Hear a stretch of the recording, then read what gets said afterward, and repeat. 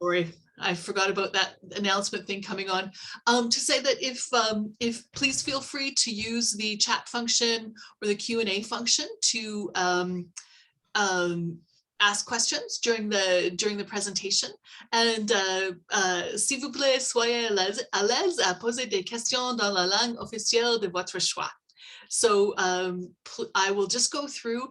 I just have a few slides just to make sure that we hit the main info points before I turn things over to Kristen and Michael as our chair and committee member of the Nominations and Elections Committee to tell us what's going to happen next. So maybe I'll just start with where we are now. So we passed the vote on the full-time presidency. Members approved making the full-time presidency a permanent part of PAFSO's governance structure in a vote on September 17th. That, along with the associated constitutional amendments, came into effect after the AGM at the end of October. So the full-time presidency is now a permanent part of PAFSO's governance structure. And if you want to review the full things, the full set of amendments, you can find them in the Constitution, which is available on the website. So I'm not going to go through them all here, just because that would be extremely boring, and I suspect you have already seen them. But a couple of highlights. So the requirements for the position of president, which I guess we probably should just be calling president rather than full-time president, because it's our default now. And if we ever did want to change it, part of the constitutional amendment would require that we would need a full membership vote to change, to amend that part of the Constitution, or to make any changes to the presidency and the way that it's handled, including either on a temporary or a permanent basis. So anything would have to be approved by the members. But the president must be a substantive member of the FS group who meets all the terms and conditions of employment. So that covers security clearance, bilingualism, rotationality, all of those things. They must have served abroad in a position governed by the FS collective agreement for a minimum of 12 consecutive months in the 10 years prior to nomination for their first term. So, theoretically, in the next item, somebody could run for 2 consecutive terms, a total of 6 years. And if, you were running for a second term and that took you beyond that 10 years, you would still be eligible. What this means, though, in practice, is that people who have been, say, in acting EX jobs would not be eligible to serve unless they had also been in an FS position abroad for at least a year of the previous 10 years. Also, people who were in other categories, who switched from other categories, such as some of the PM positions abroad and so on, they would not be eligible until they have been in an FS position for overseas for a year. And the reason for that is, one of the main jobs of the president is to represent everyone on issues relating to the collective agreement. And, we, the members, thought that it was important that someone have actually lived under those terms and conditions to be able to represent the group that way. So we have a committee under the Constitution. We have a committee for nominations and elections. Kristen Jansen is our chair. Tam Ames and Michael Eystone are the members, and they are responsible for managing the process of nominations and elections.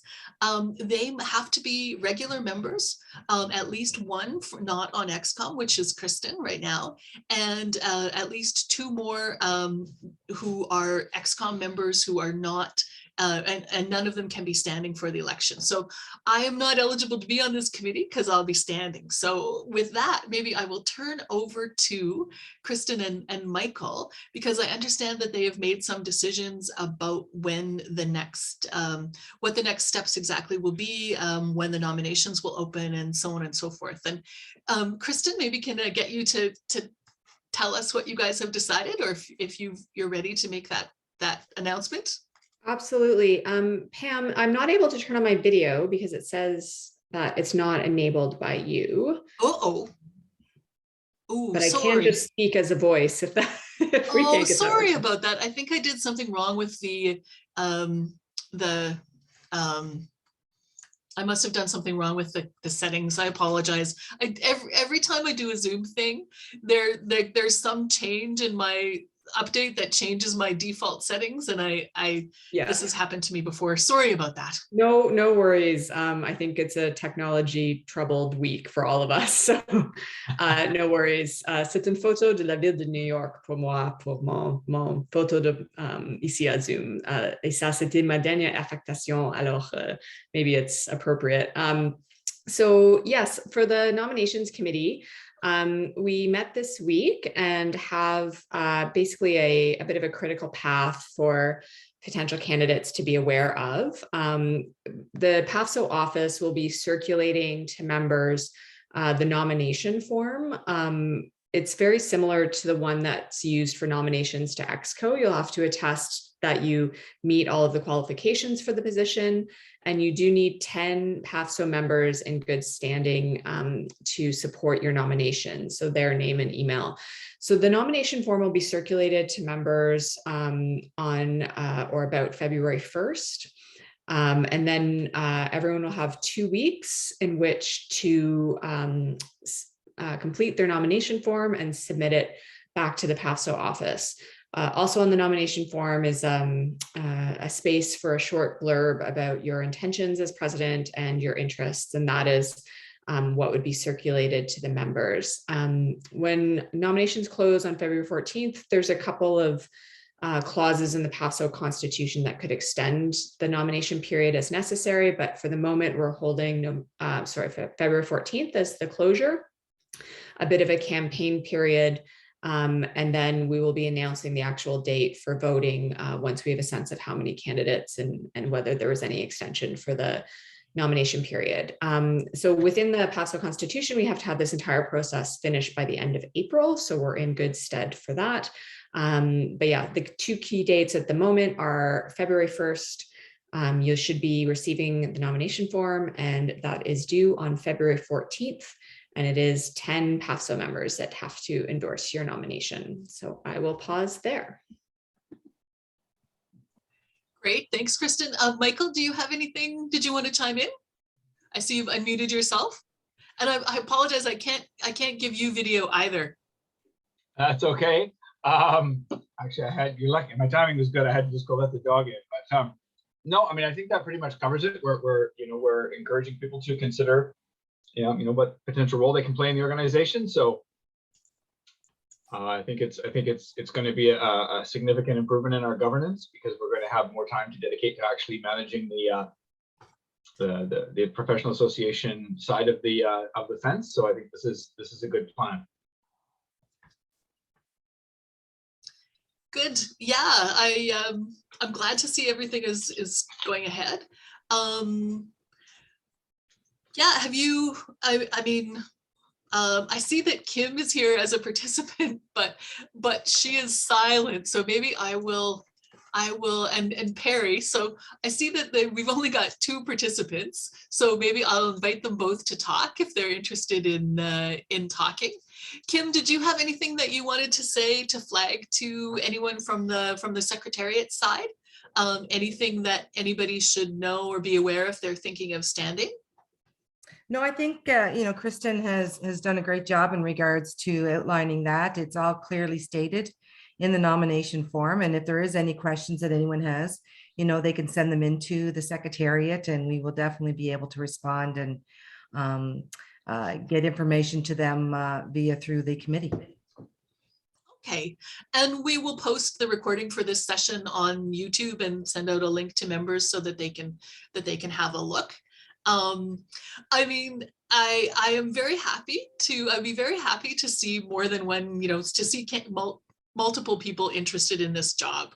It's one of my things that I think that people really should be aware of what a great opportunity it is. And, it would be good to have multiple visions for what PAFSO can be. So, if anyone is listening to this and thinking, well, I'd like to know what's going on, but Pam's running, and, I mean, I would be very happy to talk to you And I will not at all be offended if anyone is running, or even if anybody just wants to contact me and have a chat about what would be involved, maybe if not for this time, for next time, or, you know, anything like that, you know, please don't be shy.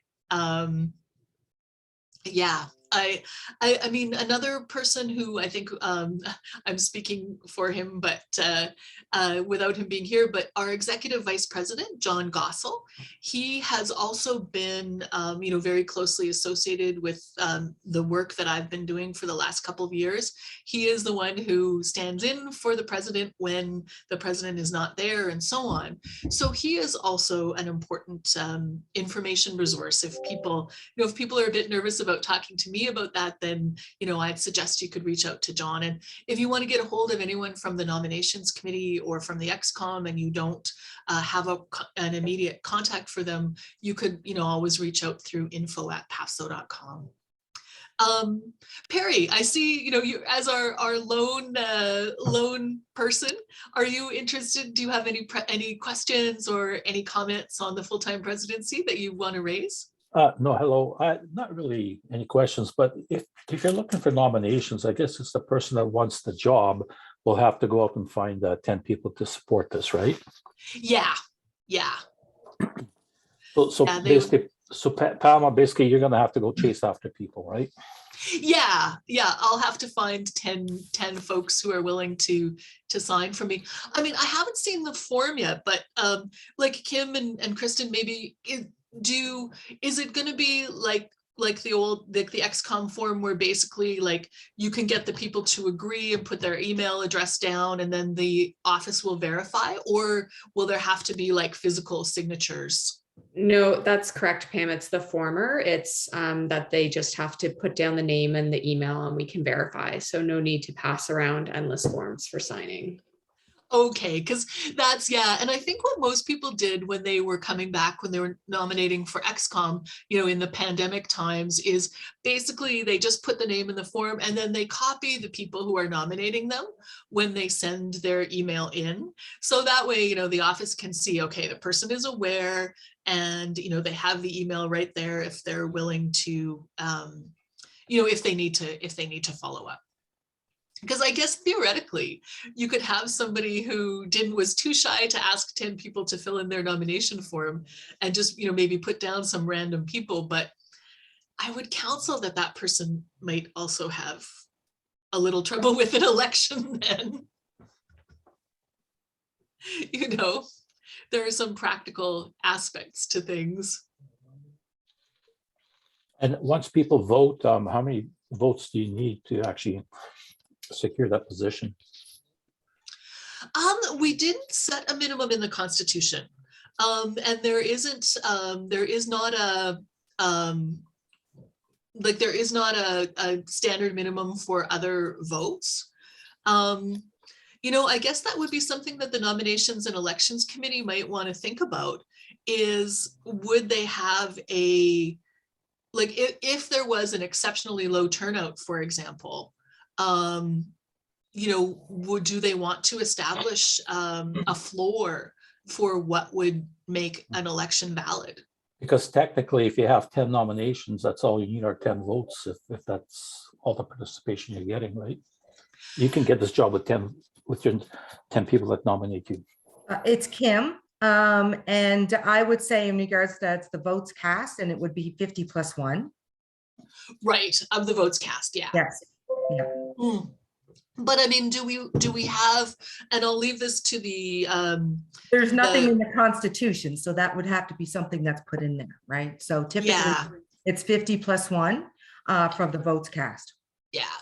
And generally speaking, I mean, we have not had a problem of like when there have been votes, you know, remember we had votes for XCOM, not last year, but the year before.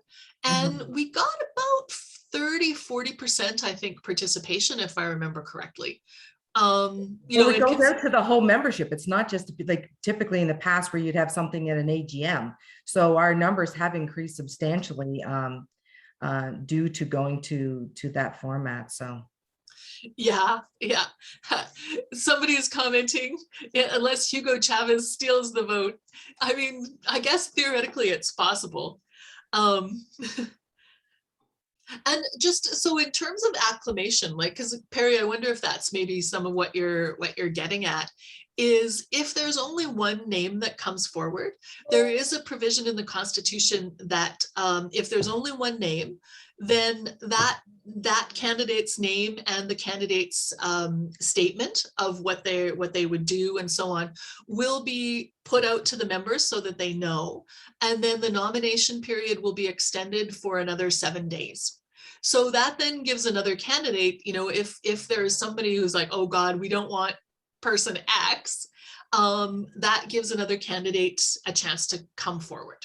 Okay. And then if no one comes forward, then the person would be acclaimed. So there will be an opportunity for, somebody to put the brakes on if they didn't like a candidate that was nominated. Because, when you're right, like for XCOM, people have to have 3 members, right? And, when people are acclaimed, I guess some people could say, well, these people only canvassed for support of 3 other people. But Okay, yeah, so bottom line is 10 people can get a president selected at minimum. If there's no other candidate, yeah, if there's no other candidate, that's true. So that's something I think, and I don't want to get into doing the committee's sort of business, but that is that's something that people that perhaps when part of the role of the committee is education of the members about how all of this is going to work, and that might be something that might be worth highlighting, that be aware of what acclamation, how much demonstrated support people have to have. But that was one of the reasons that we put 10 members in the Constitution as the requirement rather than 3, right? Mm-hmm. Because 10 people, I mean, it's still a number, Yeah, it just makes me think about our breakfasts and how many people actually show up for these breakfasts.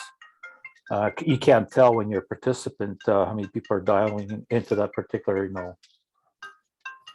But anyways, that's all I got to ask, I guess. My phone is ringing, so okay, I was looking at mine and going, is it me? But I don't think it's me. Okay, no, I understand, and I do think that awareness, of the process and everything is something that we as PAFSO have to work on. I mean, the pandemic and everything is not helping us, and in terms of just people's bandwidth for being interested in things and considering things. But so hopefully, as this goes on, there will be more awareness and interest in, what the job can mean, and what it, what it can mean for the person in it, and as well what the person can do for the membership, and that will attract more and more interest.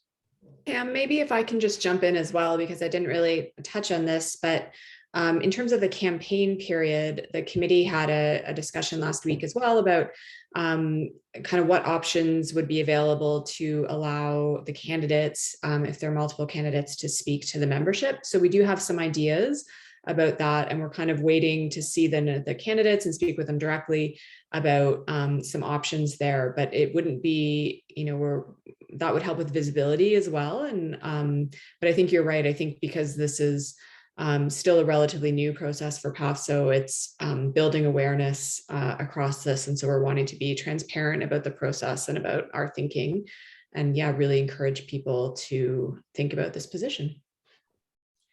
Yeah. No, it's definitely, I mean, it's, for me, it's definitely been a lot of fun, frankly. Like it's a way of getting a different type of experience that is not necessarily available to everybody in your job at GAC or IRCC. And you have a fair amount of autonomy. I mean, you report to executive committee, and reporting to a board is a different beast than reporting to a management chain. I mean, it does have its own challenges, frankly, and I have terms of reference, and commitments that are made, the strategic plan. But so it's not like you can just totally do like whatever you want, whenever you want. But you do get a chance to really shape an organization and make decisions and make things, make decisions and actually be able to implement them in a way that is not easy to do in part of a large bureaucracy. So, it's just from that perspective, it's been like a great career professional opportunity for me so far. So I encourage people to think about it, to give some serious thought. So maybe I'll just go back to all of you guys. Does anybody have any last comments before we finish? No, thanks. I'm good. Thank you. Okay, thanks. I really appreciate it. Kristen, Michael, anything? No, nothing. No. I just wonder, I found it a little bit awkward to find the link for this. So maybe that, I don't know. Wonder if we could, I'm wondering if that affected turnout a little bit. Well, we did put it out. We did put it out twice in the president's message, which is where we normally do. We normally put these things, but I would suggest that when you guys do the nomination, open the nominations, that it should include a link to this YouTube video so that people can watch it and when they're thinking about their candidacy. Yeah. And and we can also I can ask Tam to we can get the video up as quickly as possible and ask Tam to link to it as well on the Facebook group, and you guys certainly can share it around. I'm just going to stop the thing if we're at the end of the official part. Yes, I'll just thank you and end the recording.